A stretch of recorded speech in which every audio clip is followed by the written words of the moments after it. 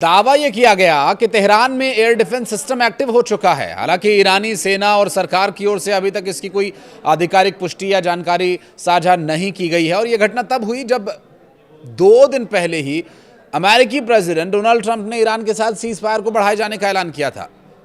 Iran की नूर news और मेहर news agency ने यह बताया कि तेहरान के कुछ हिस्सों में हवाई रक्षा बैटरीज एक्टिव कर दी गई थीं। हालांकि उन्होंने इसके कारणों के बारे में कोई विवरण नहीं दिया और न ही किसी घटना की कोई जानकारी ही।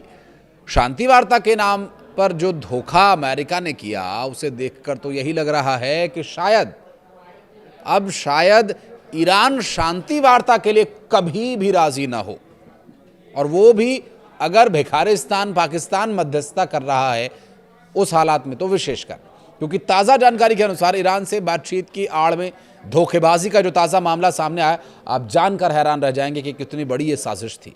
अमेरिका ने ईरान के तेल टैंकर्स को निशाना बनाया। बता दें कि ईरान के जहाज़ को चकमा देकर होर्मुज पार कर रहे ये कोशिशें रोकने के लिए शायद ये शांति वार्ता की जो तमाम कोशिशें देखने को मिली थी जो परवान न चढ़ सकें। लेकिन अब ताज़ा घटनाक्रम में अमेरिकी सेना ने एशियाई समुद्री इलाकों में ईरान के कम से कम 3 तेल टैंकर्स को रोक लिया है और उन्हें उनके रास्ते से हटा दिया है। रिपोर्ट्स के मुताबिक ये जहाज़ भारत, मलेशिया और श्रीलंका के आसपास के समुद्री क्षेत्रों में मौजूद थे।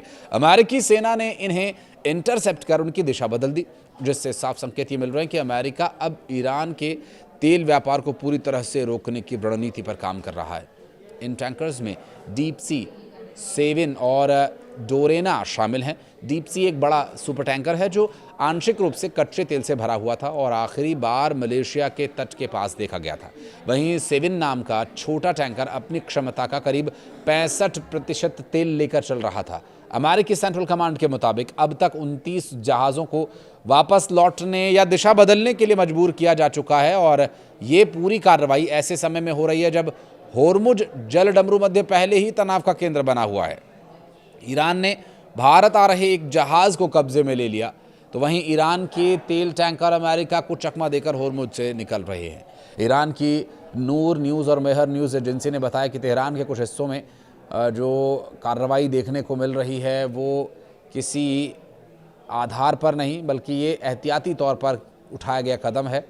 हालांकि इजराइल के रक्षा मंत्री इजराइल काट्स का इस दौरान जो बयान सामने आया उस पर भी बात करना बहुत ही महत्वपूर्ण हो जाता है, क्योंकि ईरान के खिलाफ एक बार फिर युद्ध शुरू करने के लिए इजराइल तैयार है और इजराइल काट्स के बयान से ये बात साबित हो भी जाती है। उन्होंने ये भी कहा कि उनका देश अमेरिका के उस देश को पाषाण युग में लौटने के लिए हरी झंडी का इंतज़ार कर रहा है।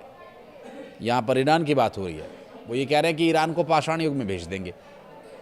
कार्ड्स ने एक वीडियो के माध्यम से ये बात कही है बयान में, रक्षात्मक और आक्रामक दोनों ही तरह से तैयार होने का दावा किया जा रहा है इजराइल की तरफ से, और लक्ष्यों को चिन्हित भी कर लिया गया है।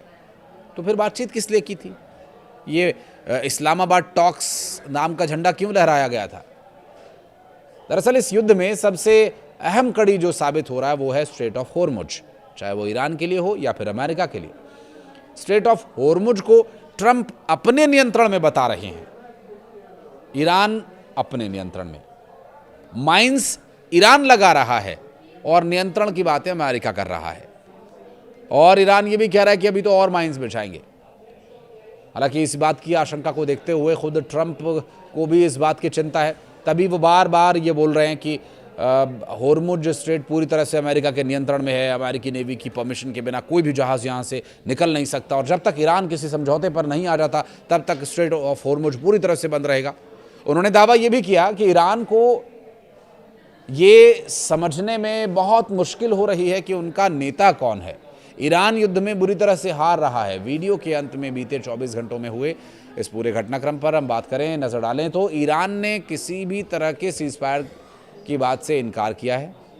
मुख्य वार्ताकार मोहम्मद बाकर कालिबाफ ने कहा कि सीज फायर तभी संभव है जब नाकेबंदी हटाई जाएगी। ईरान के रेवोल्यूशनरी गार्ड यानी IRGC ने होर्मुज स्ट्रेट में 2 जहाज़ों को जब्त कर लिया और ये कहा कि इस रास्ते की सुरक्षा से कोई समझौता नहीं होगा।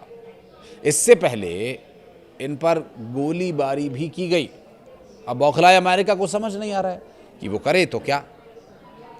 तेल और गैस की आपूर्ति भी ज़रूरी है, तो अमेरिका ने रूसी तेल खरीद पर लगी पाबंदियों में दी गई छूट को 30 दिन के लिए और बढ़ा दिया है। मरता क्या ना करता। ये फैसला करीब 10 देशों की मांग पर लिया गया जो तेल की कमी का सामना कर सकते हैं। अमेरिका ने पाकिस्तान की अपील पर ईरान के साथ चल रहे युद्ध विराम यानी सीज़ फायर को आगे बढ़ाया, ऐसी बात कही जा रही है। और ट्रंप ने कहा कि ईरान में इस समय नेतृत्व और सरकार में एकजुटता नहीं है। आखिर में ये समझ आ रहा है कि ट्रंप की जो बातें हैं, ट्रंप की 2 बातों का ट्रंप को डर है। उनके मुताबिक निकट भविष्य में फ्यूल प्राइस बढ़ना तय है, इस बात को लेकर वो घबराए हुए हैं, लेकिन इसे अस्थायी माना जाना चाहिए। उन्होंने अपनी घबराहट को छुपाने के लिए कहा कि ये बढ़ोतरी लंबे समय के रणनीतिक फायदे के लिए है।